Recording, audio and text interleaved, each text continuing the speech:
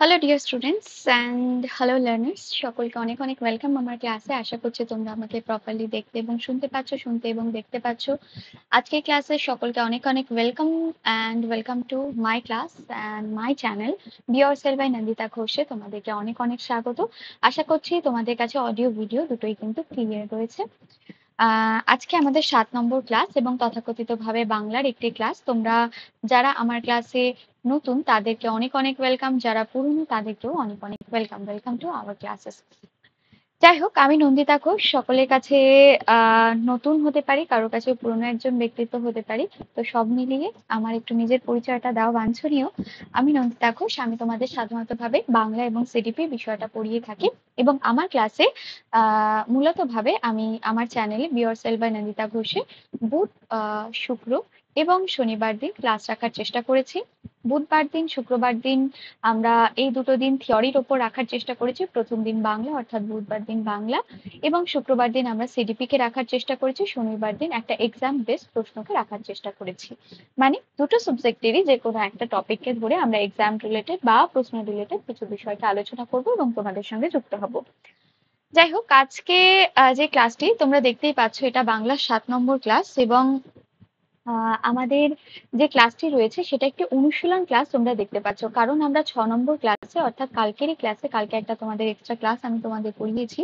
সেই ক্লাসে আমরা কি করেছি, আমরা করেছি আমাদের অব্যয় বিষয়কে নিয়ে আলোচনা, এবং তার উপরে আমরা আজকে ঝটপটে একটা ছোট্ট ক্লাস রাখার চেষ্টা করব। একদম 15টা কোয়েশ্চেন দিয়ে আমরা আমাদের ক্লাসকে শেষ করব এবং আলোচনা করব, দেখে নেওয়ার চেষ্টা করব যে বিষয়গুলো আমরা কি বলতে চাইছি। ঠিক আছে?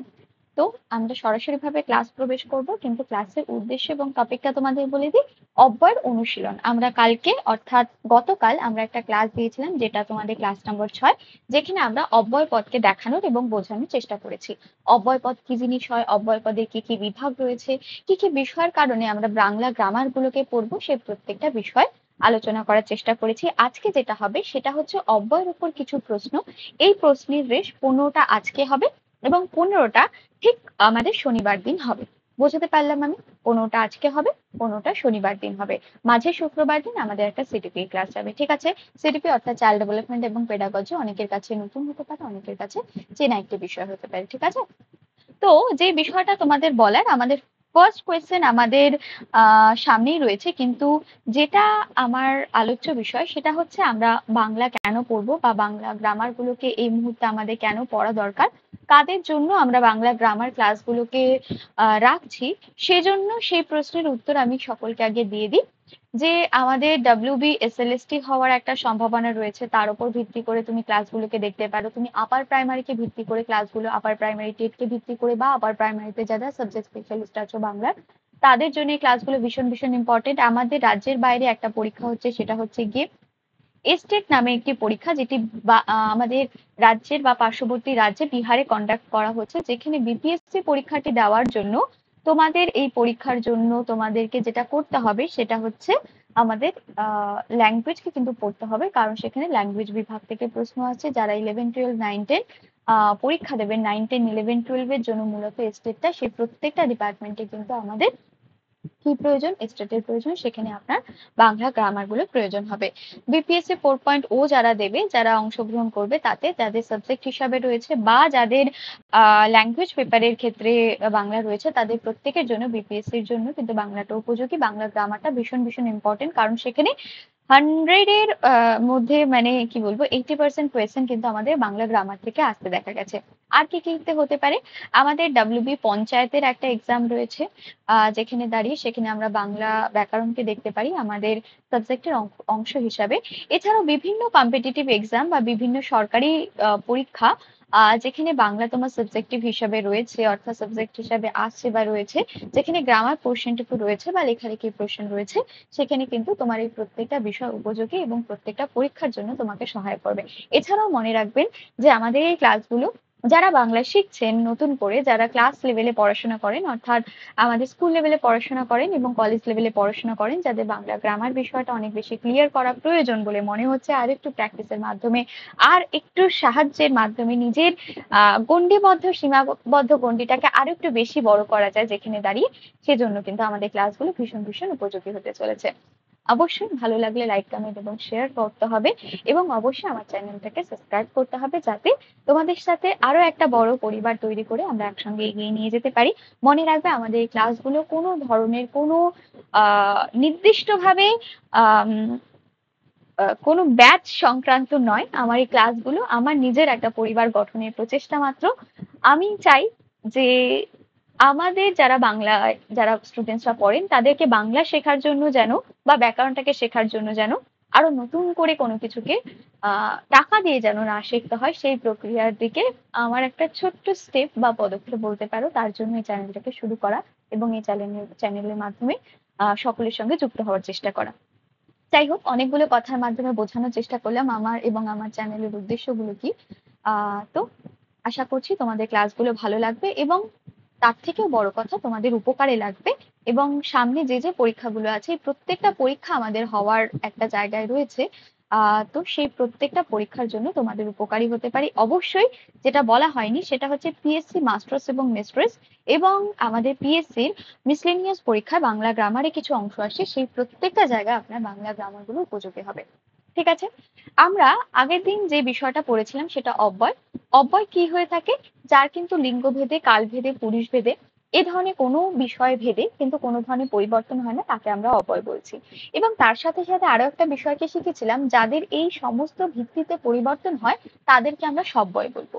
ঠিক আছে, তাদেরকে আমরা কি বলবো সেই একটা কোয়েশ্চেন তোমাদের আগে সলভ করে নেওয়া দরকার। তাদেরকে সব্যয় বলবো যার কোনো লিঙ্গ ভেদে, কাল ভেদে, পুরুষ ভেদে, বচন ভেদে কোনো পরিবর্তন হয় না, তাকে আমরা কি বলবো? তাকে আমরা অব্যয় বলছি। ঠিক আছে, এইবারে তোমাদের যে প্রশ্নটা আছে সেটা হচ্ছে বিনে বই। এই বই বলতে আমাদের এই এই ধরনের বই নয়, বইটা হচ্ছে যে তুমি বই কি আমার কেউ নেই, তুমি কি তাই ভেবেছো, মানে তোমাকে ছাড়া আমার কি কেউ নেই, তুমি কি এরকম ভেবেছো, বিনে এই ধরনের কথাবার্তা যদি ব্যবহার করা হয়ে থাকে বা এই ধরনের শব্দগুচ্ছ যদি ব্যবহার করা হয়ে থাকে, তাকে আমরা কোন ধরনের অব্যয় বলবো? মনে রাখবে সব সময় আমাদের যদি কোনো স্থানে বিনে, বই, ছাড়া বা এ ধরনের কোনো কিছু ব্যবহার করা হয়ে থাকে, অবশ্যই সেটা কিন্তু ব্যতিরেকাত্মক অব্যয়।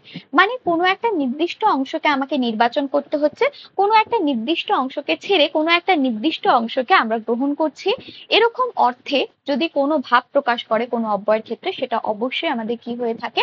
আমাদের ব্যতিরেকাত্মক অব্যয় হয়ে থাকে। আমাদের উত্তর তাহলে কি হবে? বিনে, বই, বিনা এ ধরনের শব্দগুচ্ছ যদি কোনো ধরনের অব্যয়ের মধ্যে পড়ে, আমাদের যদি জিজ্ঞেস করা হয়, তাহলে সেটা অবশ্যই ব্যতিরেকাত্মক অব্যয়ের মধ্যে পড়ে। কোনো কিছুকে ছাড়া, কোনো কিছুকে ভেদে, কোনো কিছুকে বাদ দিয়ে, কোনো কিছুকে একটি মাত্র অংশকে গ্রহণ করা অর্থে যদি কোনো অব্যয়ের ভাব প্রকাশিত হয়, অবশ্যই সেটা ব্যতিরেকাত্মক অব্যয়। বোঝাতে পারছি? উপমাবাচক কি জিনিস হয়ে থাকে? আচ্ছা, এখানে তোমাদের বলে রাখি, এই যে প্রশ্নের ধরনগুলো দেখছে এগুলো বিপিএসসি প্যাটার্নে তৈরি করা। তোমাদের মনে রাখতে হবে যারা বিপিএসসি পরীক্ষা দেবে তাদের জন্য এই ক্লাসগুলো ভীষণ উপযোগী এবং প্র্যাকটিসের জন্য ভীষণ উপযোগী, আমি তোমাদের এইটুকুনি বলতে পারি। অনেকে স্টেট লেভেলের পরীক্ষাটি সামনে দেবে, তার জন্য এই ফর্মগুলো কিন্তু করা রয়েছে এবং এগুলো আমার নিজস্ব তৈরি করা এক একটা জিনিস। ঠিক আছে, মানে প্রশ্নপত্র। উপমা কি জিনিস হয়ে থাকে? উপমা বাচকও আমি একটু আলোচনা করে যাই। যখন কোনো বস্তুকে কোনো বস্তুর সাথে তুলনা করছি আমরা, সেটাকে কিন্তু আমরা উপমা বলে থাকি। যদি কোনো অব্যয়ের দ্বারা আমাদের এই ধরনের উপমা রূপক শব্দ বা শব্দগুচ্ছ ব্যবহার করা হয়ে থাকে যা দুটো বস্তুর মধ্যে একটা তুলনাকে বোঝায়, তখন আমরা সেটাকে উপমা বাচক কিন্তু অব্যয় বলে থাকবো। সীমাবাচক কি? যে আমার জমি এখান থেকে এই অবধি, এই যে থেকে কথাটা আমি ব্যবহার করলাম কোনো একটা জমির পরিমাপের ক্ষেত্রে, তার মানে কি হলো? আমি কোনো বিষয়কে সীমাকে বোঝানোর চেষ্টা করলাম, এটা কি হয়ে যায়? এটা একটা সীমাবাচক অব্যয় হয়ে যায়। ঠিক আছে, এই অব্যয়গুলো ধারণাগত বিষয় ক্লিয়ার রাখতে হবে সব সময়, কারণ অব্যয় থেকে, সর্বনাম থেকে, বিশেষণ থেকে, এ ধরনের বিষয় থেকে কিন্তু আমাদের প্রশ্ন আসতে প্রচুর দেখা যায়। ঠিক আছে, ব্যয় বা রূপান্তর নেই যার, খুব ভালো করে বুঝবে, এটা আমাদের সব্যয় বলা হয়, অব্যয় বলা হয়, ক্রিয়া বলা হয়। ওপরে কোনোটি সঠিক না, ওপরে সবকটি সঠিক ও একের অধিক সঠিক। এই মাত্র আমরা শিখেছিলাম কিন্তু যেখানে ভেদ নেই, কোনো ভেদে যার কিন্তু কোনো পরিবর্তন হয় না, লিঙ্গ ভেদে, বচন ভেদে, আহ আমাদের পুরুষ ভেদে যার কোনো পরিবর্তন হয় না, কাল ভেদে যার কোনো পরিবর্তন হয় না, তাকে আমরা কি বলবো? যার রূপান্তর নেই তাকে কিন্তু আমরা অবশ্যই সব্যয় বলবো। এখানে রূপান্তর নেই কথাটা বলেছে, অর্থাৎ পরিবর্তন নেই যার, পরিমার্জিত বা পরিবর্ধিত বা পরিবর্তন নেই যার, তাকে কিন্তু আমরা কি বলে থাকবো? অব্যয় বলবো। যদি এটা বলতো কি যার আছে, রূপান্তর আছে, পরিবর্তন আছে, ব্যয় আছে যদি এই কথা বলতো তাহলে কিন্তু অবশ্যই সেটা সব্যয় হবে। মনে রাখবে উত্তর আমাদের কিন্তু 2 নম্বর। ঠিক আছে, উত্তর কি 2 নম্বর, কারণ এখানে কি ব্যয় বা রূপান্তর নেই, এই কথাটি আমাদের প্রকাশ পেয়েছে। অন্যয় শব্দের অর্থ কি? খুব ভালো করে শুনবে। অন্যয় শব্দের অর্থ কি? এটা একটা মৌখিক প্রশ্নের মতো, যেটা তোমাদের মনে রাখতে হবে। এরকম একটা প্রশ্ন তোমাকে মনে রাখতে হবে। অন্যয় কথার অর্থ কিন্তু হচ্ছে সম্বন্ধ। অন্যয় কথার অর্থ সম্বন্ধ। আমরা মূলত অব্যয়ের ক্ষেত্রে 4 ধরনের অব্যয়কে পেয়ে থাকি, অর্থাৎ অব্যয় যে বিভাগ রয়েছে, অব্যয়ের যে আমাদের বিভাগকে আমরা পড়েছিলাম, সেখানে 4 ধরনের বিভাগকে পেয়েছিলাম। সেখানে অনন্যই একটা অব্যয়কে পেয়েছিলাম। ঠিক আছে, কি অব্যয়? অনন্যই অব্যয়কে পেয়েছিলাম। এই অব্যয়ের বিশেষত্ব কি বলতো? এই অব্যয়ের বিশেষত্ব হচ্ছে এটা, এখানে যে ধরনের অব্যয় বা অব্যয় গুচ্ছগুলো ব্যবহার হয় শব্দের মধ্যে বা পদের মধ্যে বা বাক্যের মধ্যে, সেই অব্যয়গুলোর সাথে ব্যাকরণের কোনো যোগাযোগ নেই, সম্বন্ধ নেই, এরকম অর্থে প্রকাশিত হয়। তো অনন্যই অব্যয় কিন্তু মনে রাখতে হবে যে ব্যাকরণের সাথে সম্বন্ধ নেই এমন কিছু অব্যয়কে বোঝানো হয়ে থাকে। সেখান থেকে অন্যয় শব্দটি এসেছে আমাদের, বা আলোচ্য পর্বে আমরা আলোচনা করছি। মনে রাখবে অন্যয় শব্দের অর্থ কিন্তু সম্বন্ধ। ঠিক আছে, এই বেসিক বিষয়টা তোমাকে কিন্তু মাথায় রাখতে হবে। আমরা 4টে এখানে বিভাগ পেয়েছিলাম পদের ক্ষেত্রে, পদের বলছে অব্যয়ের ক্ষেত্রে। একটা হচ্ছে যে আমাদের পদোন্নয়ী অব্যয়, একটা অনন্যয়ী অব্যয়, একটা সমুচ্চয়ী অব্যয়, আরেকটা হচ্ছে গিয়ে আমাদের ভাবাত্মক একটা অব্যয়। ঠিক আছে, এই 4টে দিককে আমরা কিন্তু পেয়েছিলাম যখন আমরা অব্যয়কে ধন্যাত্মক ভাবাত্মক বলছি, ধন্যাত্মককে আমরা মূলত ভাবে 2টি ভাগে বিভাগ করি। একটা হচ্ছে গিয়ে অনুদিত শব্দ, আর একটা ভাবাত্মকের জায়গা থেকে। ঠিক আছে, এই দুটো জায়গা। একটু আমরা আমাদের প্রশ্নে চলে যাই। 4 নম্বর প্রশ্ন কি বলছে আমাদের? তুই আমার সঙ্গে চল। এখানে বলছে সঙ্গে কোন ধরনের অব্যয়? সঙ্গে বলতে তোমাদের বাক্যের যখনই আমরা কোনো শব্দ বা শব্দগুচ্ছ বা পদকে, বাক্যের মধ্যে থাকা পদকে যখন আমরা জিজ্ঞেস করব কোন ধরনের অব্যয়, তোমাকে প্রথমে দেখতে হবে কোন শব্দটা বা কোন পদের ক্ষেত্রে এই কথাটি বলা হয়েছে, এবং দেখবে পদটা কিভাবে ব্যবহার করা হয়েছে। আমাকে কি প্রশ্ন জিজ্ঞেস করা হচ্ছে, আমাকে কি কোনো কিছুর পরিমাণ বোঝাতে ব্যবহার করা হচ্ছে, কাউকে সম্বোধন করতে ব্যবহার করা হচ্ছে, নাকি কারোর হর্ষ, বিষাদ, উল্লাস এগুলো প্রভাব ফেলার ক্ষেত্রে ব্যবহার করা হচ্ছে। আমার সঙ্গে চল, এই সঙ্গেটা মানে কি? কোনো একটা ব্যক্তির বা বস্তুর অবস্থানকে কিন্তু ইন্ডিকেট করে। দেখো, তুই আমার সঙ্গে চল, সঙ্গে চল, তাহলে সেই মানুষটি, সেই নির্দিষ্ট যে ব্যক্তির কথা বলা হয়েছে, তার কিন্তু অবস্থানকে নির্ণয় করছে। তার জন্য কিন্তু এটা অবস্থানবাচক অব্যয় হয়ে থাকবে। কি বাচক? অবস্থানবাচক অব্যয় হয়ে থাকবে। 5 নম্বরের প্রশ্ন দেখো কি বলছে? 2 বা তার বেশি পদকে যুক্ত করে যে অব্যয়। খুব ভালো করে মনে করবে, এটা পদান্বয়ী হবে অব্যয়। ঠিক আছে, এটা পদোন্নয়ী না, পদান্বয়ী অব্যয় বলা হয়ে থাকে। 2 বা তার বেশি পদ বা বাক্যকে যুক্ত করে যে অব্যয়, তাকে কি বলা হয়ে থাকে? মনে রাখবে, আমরা যখন অব্যয়কে পড়বো বললাম 4টে বিভাগকে পারবো আমরা। পদান্বয়ীকে পাবো, আমরা অনন্যয়ীকে পাবো, আমরা হচ্ছে যে ধন্যাত্মককে পাবো, আরেকটা আমাদের ইসেকে পাবো, বলো ওটাকে কি বলে, সমুচ্চয়ীকে পাবো। তাহলে কি কি হলো? একটা হচ্ছে পদান্বয়ী, একটা সমুচ্চয়ী, একটা হচ্ছে আমাদের ধন্যাত্মক অব্যয়, আরেকটা যেটা রয়েছে সেটা হচ্ছে কি আমাদের অনন্যয়ী অব্যয়, যেটাকে একটু আগে আমরা সম্বন্ধীবাচকের ক্ষেত্রে ব্যবহার করছিলাম। এইবারে তোমাকে মনে রাখতে হবে, 4টের কথা বলতে গিয়ে যদি পদের বা পদান্বয়ী অব্যয়ের কথা বলি, তখন তোমাকে মনে রাখতে হবে এটি 2টি পদ বা বাক্যের মধ্যে সাধারণত ভাবে সংযুক্ত করে যে ধরনের অব্যয়, তাকে কিন্তু আমরা কি বলবো? তাকে আমরা পদান্বয়ী অব্যয় বলবো। আর, তাই, এ ধরনের শব্দগুচ্ছ, কিন্তু, এবং এ ধরনের শব্দ বা পদগুচ্ছ কিন্তু এ ধরনের অব্যয়ের মধ্যে আমরা দেখতে পেয়ে থাকি। ঠিক আছে, তো তোমাকে বুঝতে হবে যে আমাদের যে নির্দিষ্ট আহ মানে ব্যক্তি বা ব্যক্তিগুচ্ছ যদি বলা হয়ে থাকে, তখন আমরা সেটাকে কি বলছি এবং কিভাবে ব্যবহার করছি। মানে আমরা যখন পদের ক্ষেত্রে বলবো তখন সেটাকে পদান্বয়ী বলবো, যখন বাক্যের সংকোচন, সংযোজন এবং বিয়োজনের ক্ষেত্রে বলবো তখন আমরা সেটাকে কি বলবো বলতো? তখন সেটাকে আমরা সমুচ্চয়ী অব্যয় বলবো। তখন সেটাকে কি বলছি আমরা? সমুচ্চয়ী অব্যয় বলছি। 3 নম্বরে যেটা আছে সেটা হচ্ছে কি আমাদের অনন্যই। অনন্যই অনন্যই অব্যয় যদি বলে থাকি, অনন্যই অব্যয়টা হচ্ছে কি সে বিষয়টা যেখানে দাঁড়িয়ে আমি একটু বললাম যে ব্যাকরণগত কোনো ধরনের সম্বন্ধ তাদের সাথে নেই। এখানে মূলত ভাবে আমরা মানুষের হর্ষ, বিষাদ, উল্লাস এ ধরনের বিষয়গুলোকে দেখে থাকি, বাক্যালঙ্কার বিষয় অব্যয়গুলোকে দেখে থাকি, এগুলো হচ্ছে কি বিষয়।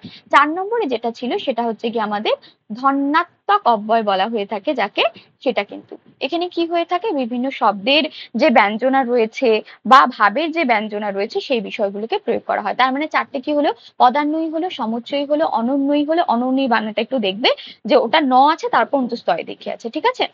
এবার হর্ষি দীর্ঘের মধ্যে একটা কনফ্লিক্ট থাকে, আর একটা হচ্ছে ধন্যাত্মক। এই চারটে বিষয়। তার মানে আমাকে দেখো কি বলেছে, দুই বা তার বেশি পদ এবং বাক্যকে, আচ্ছা এখানে বাক্যকে শব্দটা দেওয়া হয়েছে তার জন্য আমরা কি বলবো, বাক্য যেহেতু দেওয়া রয়েছে তার জন্য এখানে সংযোজক বলবো, পদোন্নয়ী বলবো না। শুধু যদি এখানে পদ থাকতো তাহলে আমরা সেটাকে পদোন্নয়ী অব্যয় বলতাম।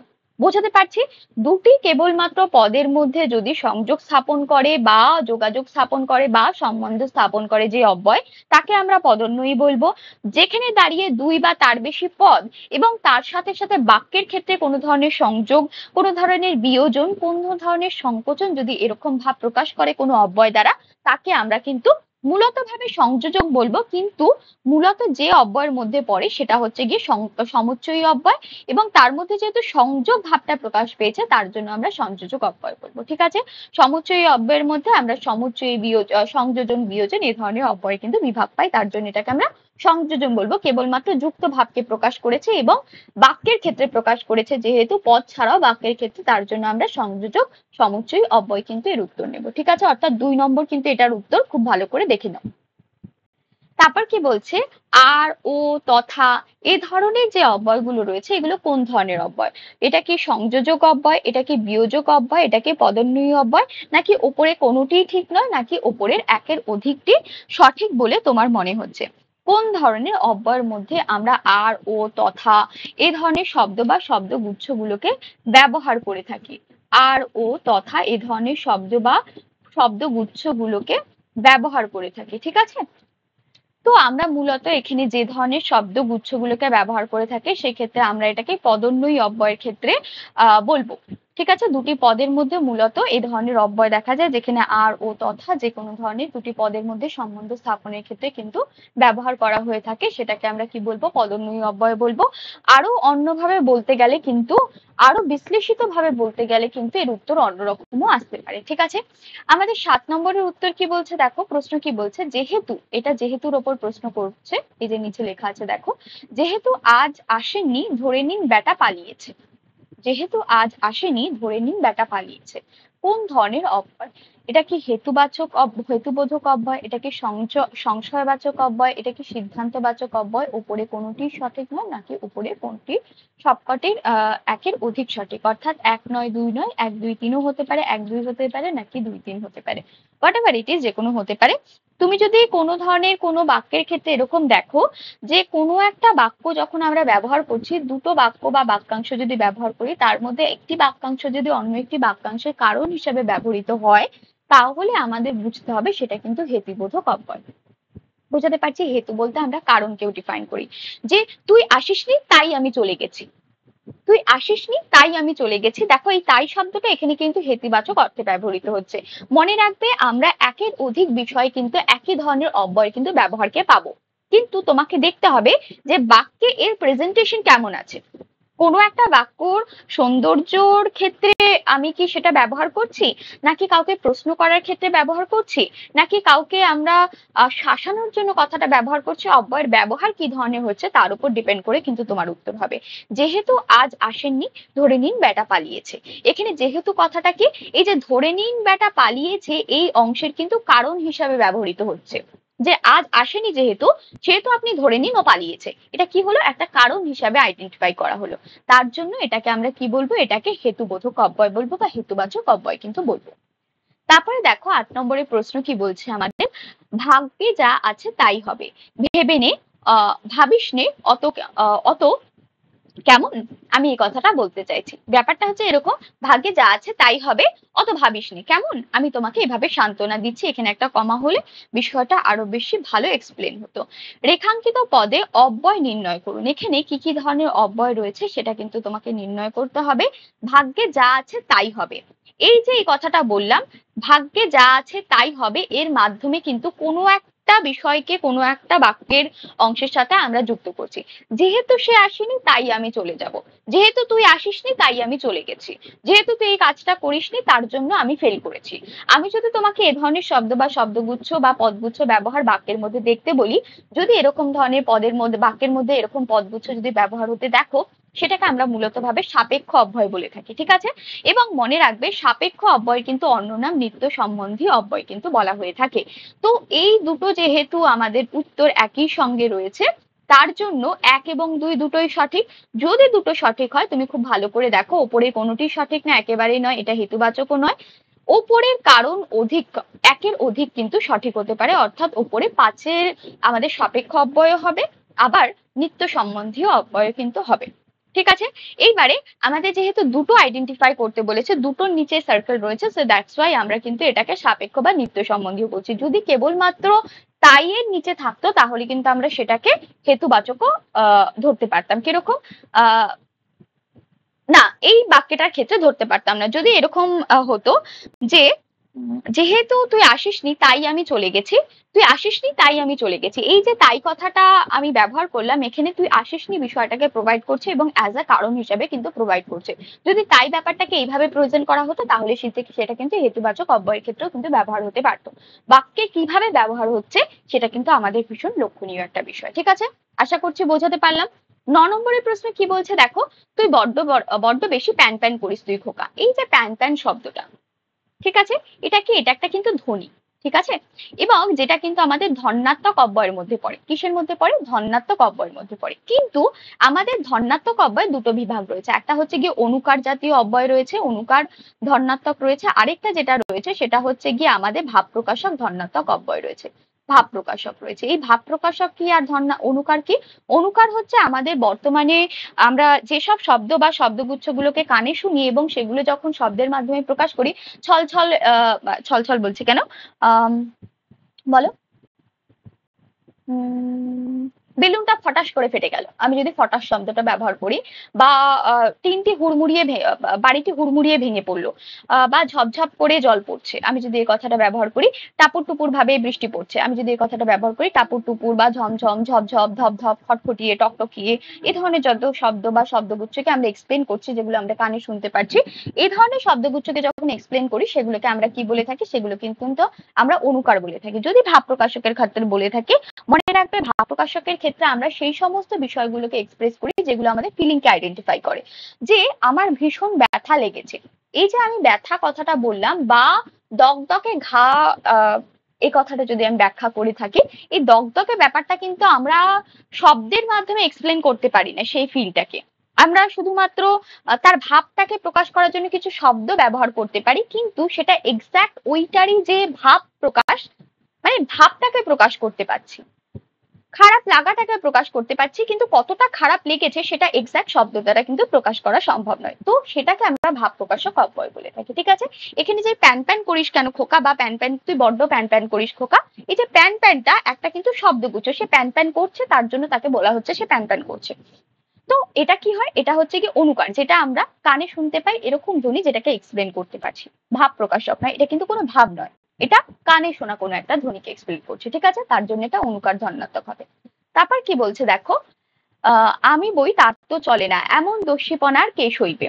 এখানে পদের রেখাঙ্কিত পদের অব্যয় নির্ণয় করুন। এটা কি উপমাবাচক, এটা কি ব্যতিরেকাত্মক, এটা কি সীমাবাচক, ওপরে কোনটি সঠিক নয়, ওপরে একের অধিক সঠিক। খুব ভালো করে আমরা একটু প্রথম দিকেই পড়েছিলাম, বই, বিনে, ছাড়া, এই ধরনের যে শব্দ বা শব্দগুচ্ছ রয়েছে সেগুলো সাধারণত ভাবে কোনো একটা বিষয়কে ছাড়া, কোনো একটা বিষয়কে নির্দিষ্টভাবে আইডেন্টিফাই করে সেটাকেই নিয়ে নেওয়া, বা কোনো একটা বিষয়কে বাদ দিয়ে এগিয়ে যাওয়া, এই বিষয়কে প্রেজেন্ট করে। ঠিক আছে, তো বিনে শব্দ, বই শব্দ, এ ধরনের শব্দগুচ্ছ যেগুলো রয়েছে সেগুলো কিন্তু ব্যতিরেকাত্মক অব্যয়ের ক্ষেত্রে আমরা কিন্তু দেখতে পারি। 11 নম্বর প্রশ্নে কি বলছে দেখো, 11 নম্বরে, আচ্ছা বাপু এখন পা চালিয়ে চলো দেখিনি। বিকিনি রেখাঙ্কিত পদে অব্যয়, অর্থাৎ আচ্ছা যে শব্দটা রয়েছে সেটাকে আমাদের কিন্তু আহ আইডেন্টিফাই করতে বলছে যে কোন ধরনের, এটা কি সম্মতি সূচক, এটা কি প্রশ্ন সূচক নাকি সম্বোধন সূচক। এটা খুব ভালো করে তুমি নর্মালি দেখলে বুঝতে পার, আচ্ছা বাপু আমি একটা সম্মতি দিচ্ছি এরকম ভাবকে প্রকাশ করছে। নামই আমাদের জন্য যথেষ্ট একটা অব্যয়কে আইডেন্টিফাই করার জন্য এবং বাক্যে কিভাবে ব্যবহার হচ্ছে সেটা দেখার জন্য। আচ্ছা বাপু এখন চল দেখিনি, এটা কি কোনো প্রশ্ন, একেবারেই নয়, তার মানে প্রশ্নবোধক হবে না। এটা কি কোনো সম্বোধন সূচক, আচ্ছা বাপু সেটা কিন্তু আমি বলতাম যদি ওহে খোকা তুই আর চলিস নি এদিকে আয়, আমি যদি ওহে কথাটা ব্যবহার করতাম, এ কি তুমি যে এগিয়ে চলে, এ কি কথাটা যে ব্যবহার করলাম, এই ধরনের বিষয়গুলো কিন্তু কাউকে ডাকা, কাউকে সম্বোধন করা, এই ধরনের বাক্যকে যদি প্রেজেন্ট করতো তাহলে সেটা সম্বোধন সূচক হতো। অবশ্যই দুটো হচ্ছে না। এটা কি বলছে, ওপরে কোনোটি সঠিক না, একেবারেই নয়, ওপরে কোনোটি সঠিক নয় এরকম তো আমরা বলিনি, আমরা দেখতে পাচ্ছি এখানে সম্মতির একটা বিষয়কে। আচ্ছা বাবু এখন চল, আমি কোনো একটা বিষয়ে সম্মতি দিলাম, তারপরে তুই এগিয়ে চল, এরকম একটা ব্যাপারকে আমি আইডেন্টিফাই করতে পারছি, তার মানে কি এটা সম্মতি সূচক। এবং ওপরের একের অধিক কিন্তু সঠিক নয়, যেহেতু ওপরের এ দুটো সঠিক নয় এটাও সঠিক নয়, তার মানে একের অধিক কখনোই সঠিক নয়, তার মানে এটাও কাটা যাবে। তার মানে কি হলো, আমাদের সম্মতিসূচক অব্যয় হলো। নর্মালি তুমি আইডেন্টিফাই করতে পারো, এছাড়া তুমি বিভিন্ন ভুলগুলোকে দাগিয়ে দিয়ে বা ঠিকগুলোকে দাগিয়ে দিয়ে তুমি কিন্তু আইডেন্টিফাই করতে পারো। আমাদের 12 নম্বরের প্রশ্ন কি বলছে দেখো তো, এই ছোড়া এদিকে আয় দেখিনি। এই যে কথাটা ব্যবহার করা হলে এখানে অ্যাকচুয়ালি এই কথাটাকে আইডেন্টিফাই করা হয়েছে, এটা কোন ধরনের প্রশ্ন, এটা কি প্রশ্নবাচক, এটা কি সম্বোধন সূচক, এটা কি সম্মতি সূচক, নাকি ওপরে কোনোটি সঠিক না, 5 নম্বরে হতো ওপরে একের অধিক সঠিক, যেটা তোমাদের এখানটা দেওয়া নেই। ঠিক আছে, এখানে এই কথাটি তুমি খুব ভালো করে, এই এদিকে আয় দেখি, আমি যদি এই কথাটা বলে থাকি তুমি খুব ভালো করে আইডেন্টিফাই করলে বুঝতে পারবে যে এটা কাউকে ডাকাকে বোঝাচ্ছে, কাউকে সম্বোধন করা। এই কাউকে ডাকা উচিত নয়, বাট আমরা সাধারণত ভাবে গ্রাম বাংলায় দেখে থাকি যে এই এদিকে আয় দেখিনি, আমরা কিন্তু এখনকার দিনেও বাচ্চাদেরকে ডেকে থাকি। তার মানে কি হলো, এটা কিন্তু সম্বোধন সূচক হলো, কাউকে আমি ডেকেছি, এটা কিন্তু প্রশ্নবোধকও নয় বা সম্মতি সূচকও নয়। আর উপরে একের অধিক কিন্তু সঠিক নয় বা উপরে কোনোটি সঠিক নয়, এটার কিন্তু উত্তর নয়। আমাদের এখানে দেখতে পাচ্ছি এখানে কাউকে সম্বোধন করা হচ্ছে, এই এদিকে আয় দেখিনি, এ হে কি হে প্রতীক, এদিকে এগিয়ে যাচ্ছ যে, কি হে, এই যে আমি কাউকে আইডেন্টিফাই করে ডাকলাম, কাউকে ডাকছি, কাউকে সম্বোধন করছি, এ ভাব প্রকাশ করলে আমাদের সম্বোধন সূচক অব্যয় কিন্তু হয়।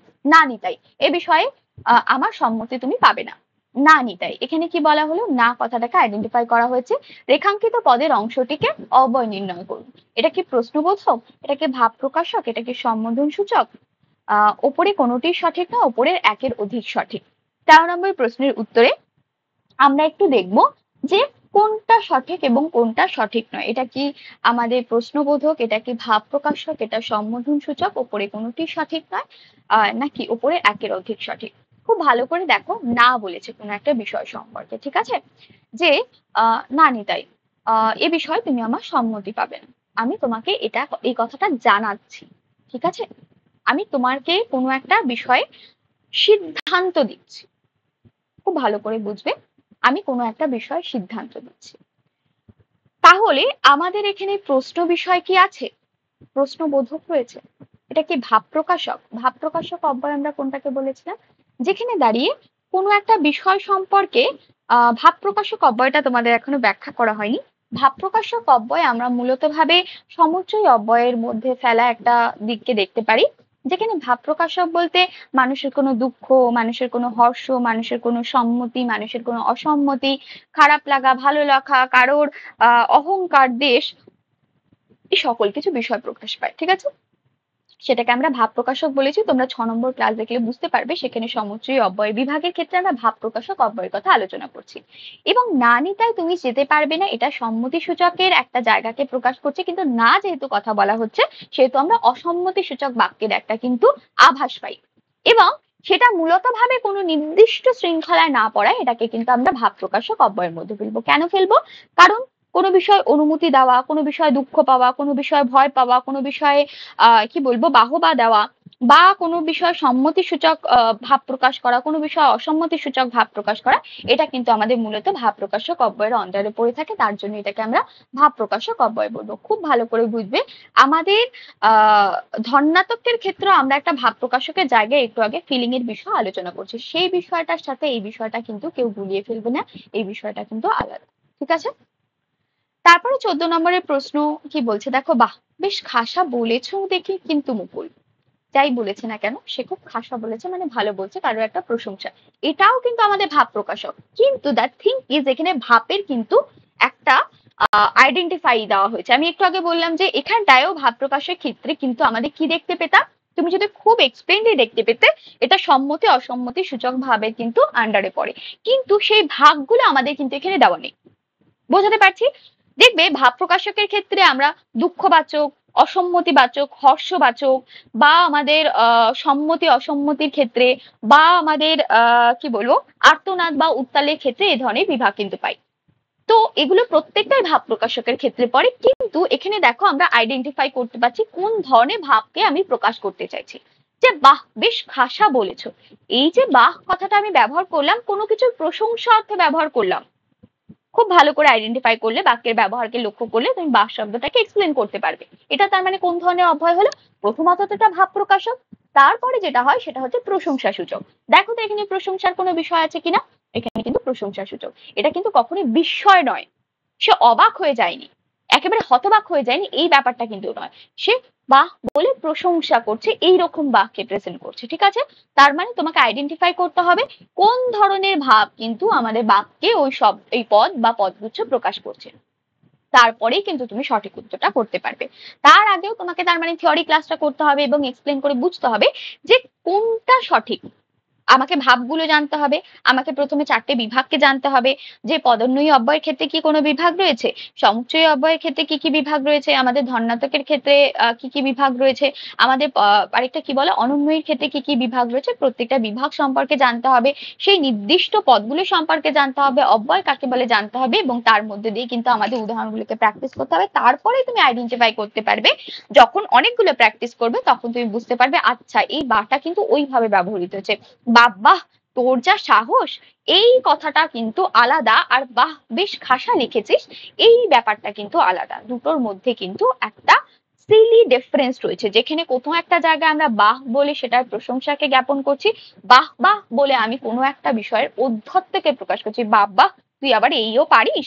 এটা খুব একটা নিন্দার ছলে ব্যাপারটা ব্যবহার হচ্ছে, কোথাও একটা দেশের মধ্যে লুকিয়ে আছে, কোথাও গিয়ে একটা কি বলবো নিজের মনের একটা কটূক্তি সমালোচনার ভাব কিন্তু এখানে লুকিয়ে রয়েছে। তো তোমাকে বুঝতে হবে যে শব্দ বা শব্দগুচ্ছ, আমি শব্দ বলছি কিন্তু যখনই সেটা বাক্যে ব্যবহার হয় সেটাকে পদ বলে। আমি বারবার করে বলবো যে বাক্যে ব্যবহার করার কোনো শব্দকে কিন্তু আমরা শব্দ বলতে পারি না, পদ বলি। আমরা মুখের কথায় বলছি ঠিকই, কিন্তু কখনো এগুলো আইডেন্টিফিক্যালি ভুল করবে না যে আমরা এগুলোকে কিন্তু পদ বলছি। ঠিক আছে, তো পদের ক্ষেত্রে আমাদের এই ধরনের কিছু ভাবকে যখন প্রকাশ করতে দেখবো তখন আমাকে আইডেন্টিফাই করতে হবে নির্দিষ্টভাবে কোন অব্যয়ের মধ্যে পড়ছে। ঠিক আছে, 15 নম্বর প্রশ্ন এবং আমাদের শেষ আজকের ক্লাসের প্রশ্ন হচ্ছে, গা ছমছমে একটা ব্যাপার আছে ওদের বাড়িতে, সেটা কি তোরা খেয়াল করলি? খুব ভালো করে বুঝবে, গা ছমছমে একটা ব্যাপার রয়েছে ওদের বাড়িতে, এই ছমছমে ব্যাপারটা কি কোনো অনুকার? খুব ভালো করে বুঝবে, যদি অনুকার না হয়ে থাকে, অনুকার শব্দ মানে কি যেগুলো আমি কানে শুনতে পাচ্ছি, খুব ভালো করে বুঝবে, কানে আমি শুনতে পাচ্ছি এরকম কোন শব্দকে, যে ফ্যানটা খুব জোরে শো শো করে ঘুরছে, আমি যদি শো শো বা শো শো করে বাতাস বইছে, এই শব্দটা আমি কানে শুনতে পাচ্ছি, এটা কিন্তু কোনো ভাব নয়। যদি এই গা ছমছমে ব্যাপারটা যদি আমি এক্সপ্লেন করতে চাই, এটা কিন্তু কোনো ধরনের কোনো শব্দ নয় কিন্তু, বা কানে শোনা শব্দ নয়। গা ছমছমে বিষয়টা একটা কিন্তু ভাবকে প্রকাশ করে, তাই তো? এবং খুব ভালো করে মনে করলে আমরা চিনতে পারবো এটা কিন্তু ধন্যাত্মক অব্যয়ের মধ্যে পড়ে, তাই তো? ধন্যাত্মকে দুটো বিভাগকে পেয়েছে, একটা ভাব প্রকাশক পেয়েছি, একটা অনুকারকে পেয়েছি। এটা ভাবকে প্রকাশ করছে, যদি ভাবকে প্রকাশ করে আমরা সোজাসুজি আমাদের নিচের প্রশ্নে চলে যাব, বা আমাদের প্রশ্নপত্রগুলো আইডেন্টিফিকেশনে চলে যাব। কি বলছে দেখো, অনুকার ধন্যাত্মক ভাব প্রকাশক, আমি পেছনের দিকে যাচ্ছিই না, একেবারে প্রথমেরটুকু দেখো, ভাব প্রকাশক অনুকার ধন্যাত্মক, ওপরের কোনোটিই সঠিক নয়, ওপরের একের অধিক সঠিক। খুব ভালো করে দেখলে অনুকার তো আমাদের নয়, এটা তো শব্দের কোনো ভাব নয়, তার মানে প্রথমটা কাটা। ভাব প্রকাশক হতে পারে, তারপর বলছে অনুকার ধন্যাত্মক, অনুকার ধন্যাত্মক কিন্তু নয়, অনুকার শব্দ তো নয়, এটাও তার মানে কাটা। যদি এই দুটো কাটা হয়ে যাচ্ছে, তার মানে ওপরের সঠিক, ওপরের কোনোটি সঠিক নয়, একেবারেই নয়। আমরা ভাব প্রকাশকের একটা জায়গা পেয়েছি, তার মানে ওপরে কোনোটি সঠিক নয়, এটা সঠিক নয়।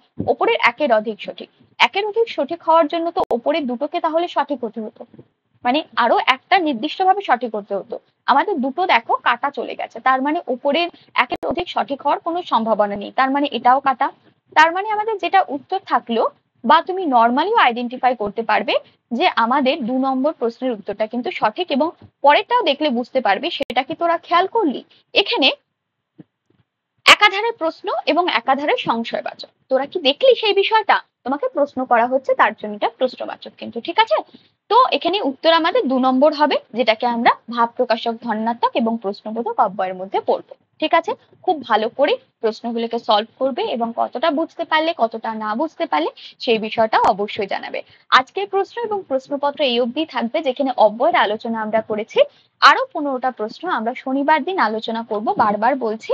এবং আমাদের ক্লাসের যেই রুটিন থাকবে সেটা আমি তোমাদের আরো একবার বলে দিতে চাই।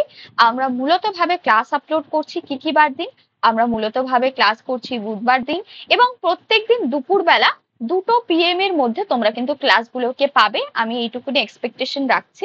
বুধবার, শুক্রবার এবং আমাদের শনিবার দিন ক্লাস। এছাড়াও এক্সেস তোমরা ক্লাস বা শর্টস পেতে পারো, সেটা আলাদা বিষয়, কিন্তু এই 3টে ডেট ফিক্স প্রত্যেক সপ্তাহে, 1, 2 এবং 3। বুধবার দিন কি পড়ছি আমরা? বুধবার দিন বাংলা পড়ছি। বাংলার কোনো আমরা থিওরিকে পড়তে পারি বা বাংলার কোনো প্রশ্নপত্রকে আমরা করতে পারি। শুক্রবার দিন সিডিপি বা চাইল্ড ডেভেলপমেন্ট এবং পেডাগজি করতে পারি, থিওরিও করতে পারি, প্রশ্ন করতে পারি। কিন্তু শনিবার দিস আ থিঙ্ক মাস্ট, এখানে আমরা কোয়েশ্চেন্স করব। কিরকম ধরনের কোয়েশ্চেন? 2টো সাবজেক্টেরই, বেঙ্গলিরও করতে পারি, আমরা সিডিপিরও করতে পারি, ঠিক আছে? যেরকম আমি বললাম আজকে 15টা অব্যয়ের প্রশ্ন করানো হয়েছে, ঠিক শনিবার দিন আমাদের 15টা অব্যয়ের প্রশ্ন কিন্তু দুপুর 2টোর মধ্যে তোমাদের কিন্তু রেকর্ডেড ভার্সন বা লাইভ ক্লাসের মাধ্যমে আপলোড করা হবে, ঠিক আছে? সকলকে অনেক অনেক ধন্যবাদ আজকে ক্লাসটি দেখার জন্য। তোমরা আশা করছি প্রত্যেকে প্রত্যেকটা বিষয় বুঝতে পেরেছো। চর্চার মধ্যে থাকলে প্রত্যেকটা জায়গা সলভ হবে, বোঝাতে পারছি। এবং আশা করি তোমরা WBSLST 40,000 এর যে ভ্যাকান্সির কথা বা আমাদের আপার প্রাইমারি টেটের কথা এবং BPSCর কথা এবং এসটেটের কথা, সেই প্রত্যেকটা বিষয় আশা করছি তোমরা জানো এবং সকলের ওয়াকিবহল আছো। তার জন্য সময় নষ্ট না করে প্রত্যেককে আমি রিকোয়েস্ট করব, যাদের সাবজেক্ট বাংলা রয়েছে বা যাদের সাবজেক্ট অ্যাজ আ সরকারি চাকরির পার্ট হিসাবে সিডিপি রয়েছে বা বাংলা রয়েছে, যে কোনো বিষয় হতে পারে, তাদের যদি ক্লাসগুলো উপযোগী মনে হয় অবশ্যই ক্লাসগুলো করো, এবং কেমন লাগছে ক্লাসগুলো অবশ্যই জানিও। ভালো লাগলে লাইক, কমেন্ট এবং সাবস্ক্রাইব করো আমার চ্যানেলটিকে। আমার চ্যানেলের নাম yourself by Nandita Ghosh.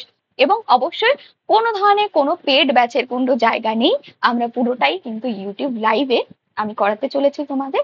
So আজকের ক্লাস এই অবধি, আশা করছি সকলের আজকে ক্লাসটি ভালো লেগেছে। Thank you so much, and yourself by Nandita Ghosh. দেখা হচ্ছে নেক্সট ক্লাসে এবং দেখা হচ্ছে আরো নতুন একটা টপিক নিয়ে, ঠিক আছে? তো সকলে আশা করছি ভালো থাকবে, ভালো রাখবে এবং পড়াশোনার মধ্যে থাকবে। সকলকে অনেক অনেক ধন্যবাদ আজকে ক্লাসটি দেখার জন্য। দেখা হচ্ছে নেক্সট ক্লাসে, নেক্সট কোনো ভিডিওতে। থ্যাংক ইউ সো মাচ আজকে ক্লাসটি দেখার জন্য। জয় হিন্দ, জয় ভারত। আজকে ক্লাস এই অবধি।